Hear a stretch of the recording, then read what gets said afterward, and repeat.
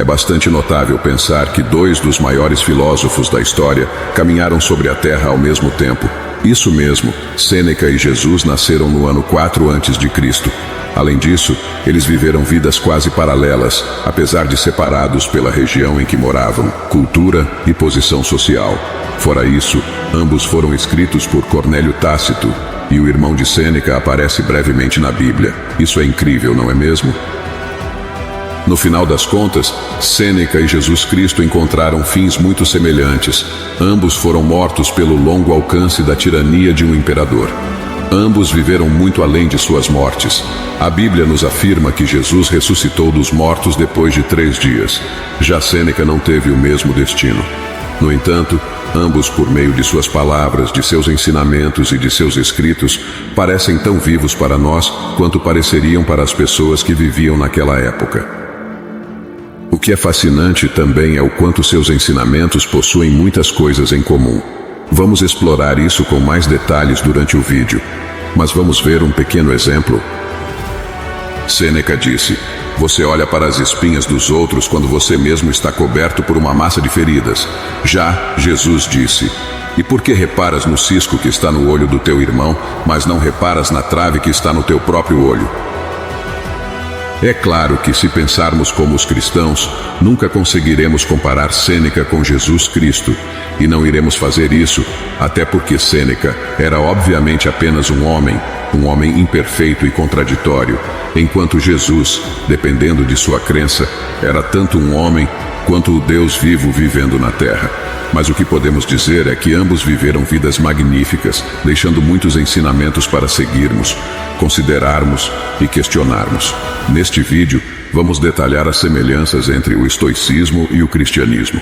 Fique à vontade para assistir este vídeo mais de uma vez para melhor experiência.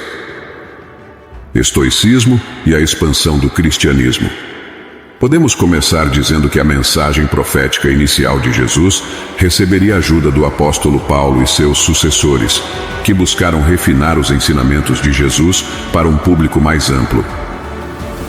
Nascido apenas alguns anos depois de Jesus, o apóstolo Paulo era um judeu farisaico que estava imerso nos ensinamentos filosóficos dos estoicos. Paulo nasceu em Tarso, Cilícia, local de nascimento de pensadores estoicos como Crisipo e Atenodoro. Portanto, enquanto Paulo se movia pelo Mediterrâneo desenvolvendo sua mensagem, ele estava constantemente imerso em diálogo com o estoicismo. As únicas datas que temos para os 2 episódios-chave na vida e no ministério do apóstolo Paulo estão ligadas aos estoicos. No final da primavera ou início do verão de 51 d.C., o irmão de Sêneca, Novatus, um alto oficial romano usando seu nome adotivo de Gálio, empreendeu um governo de 1 ano em Acaia, no sul da Grécia. O primeiro desses eventos ocorreu em Atenas, onde Paulo passava todos os dias na ágora, debatendo com os filósofos estoicos. Paulo entrou em uma disputa com os estoicos, o que levou a acusações contra seu ensino sobre divindades estrangeiras. Então, certos atenienses o agarraram e o levaram perante o tribunal do Areopagita para se defender. Os atenienses diziam: "Podemos saber que novo ensino é esse que você está anunciando? Você está nos apresentando algumas ideias estranhas e queremos saber o que elas significam." Podemos ver essa passagem no livro de Atos, capítulo 17, versículos 19 e 20. Em resposta, Paulo apresentou cuidadosamente uma sólida verdade após outra, desenvolvendo passo a passo um argumento lógico, persuasivo e convincente. Paulo não chegou a terminar seu discurso porque, quando ouviram falar sobre a ressurreição dos mortos, alguns deles zombaram.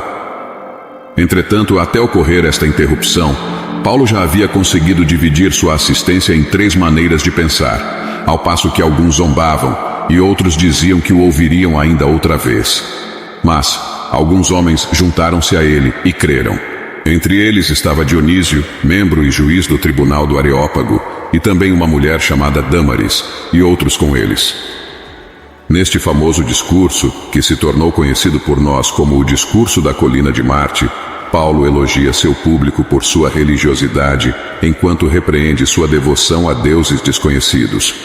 Ele apela a um Criador único, sendo ele Deus, que fez tudo ao nosso redor e tem poder sobre o céu e a terra, dando, a todos os mortais a vida, a respiração e todas as coisas.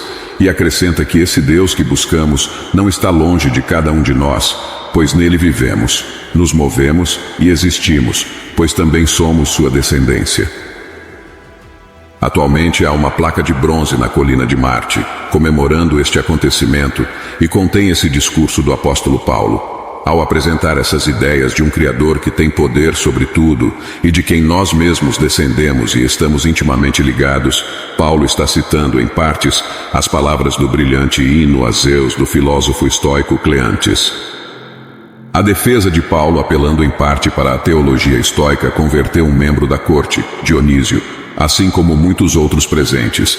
Dionísio se tornaria o primeiro bispo cristão de Atenas e até hoje é o santo padroeiro da cidade e visto como protetor do judiciário.